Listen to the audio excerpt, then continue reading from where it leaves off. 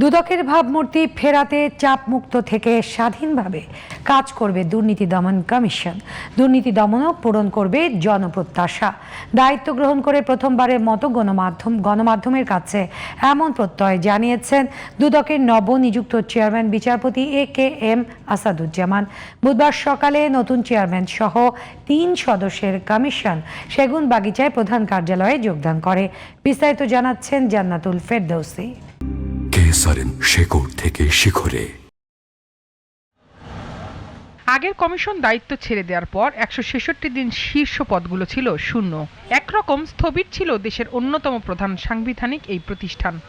বুধবার চেয়ারম্যান সহ 3 সদস্যের যোগদানের মধ্য দিয়ে 5.5 মাসের শূন্যতা কাটল দুদকে। দুর্নীতিমুক্ত বাংলাদেশ করতে বিএনপি সরকারের অঙ্গীকার বাস্তবায়নের অন্যতম সহযোগী স্বাধীন এই প্রতিষ্ঠানের দায়িত্ব নিয়েই নতুন কমিশনের 3 সদস্য কর্মকর্তাদের সঙ্গে মতবিনিময় করেন। পরে গণমাধ্যমের সঙ্গে আলাপকালে নবনিযুক্ত 2 কমিশনার বলেন, কথায় নয় কাজের মাধ্যমে নিজেদের প্রমাণ দিতে চান তারা। এক বাক্যে বলবো, আপনারা দেখবেন বৃক্ষ তোমার নাম কি, ফলে পরিচয় হবে। প্রতিটি বিষয়ে পুঙ্খানুপুঙ্খানু নিরপেক্ষভাবে আমরা সিদ্ধান্ত দিব। আপনারা অতি অল্প সময়ে এই সকল বিষয়ে অগ্রগতি জানাবেন। আর নবনিযুক্ত চেয়ারম্যান বিচারপতি আসাদুজ্জামান বলেন, 18 কোটি মানুষকে হতাশ করব না।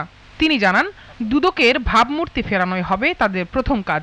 আমরা যেন মানুষের প্রত্যাশার মতন করে প্রত্যাশা অনুযায়ী দেশের জন্য কাজে করতে পারি, দুদকের ভাবমূর্তি ফিরিয়ে আনতে পারি, দেশ থেকে সন্ত্রাস দুর্নীতির মুক্ত করার যত সব চেষ্টা করতে পারি।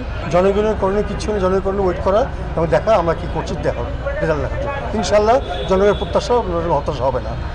আমরা এই 18 কোটি 20 কোটি মানুষের প্রত্যাশার সামনে রেখেই আমরা এখানে আসছি। চলতি বছরের 3 মার্চ আব্দুল মোমেনের নেতৃত্বে 3 সদস্যের কমিশন পদত্যাগ করে। এরপর থেকেই নেতৃত্ব শূন্য ছিল রাষ্ট্রীয় দুর্নীতি বিরোধী এই সংস্থা। জান্নাতুল ফেরদৌসী, জিটিভি নিউজ, ঢাকা।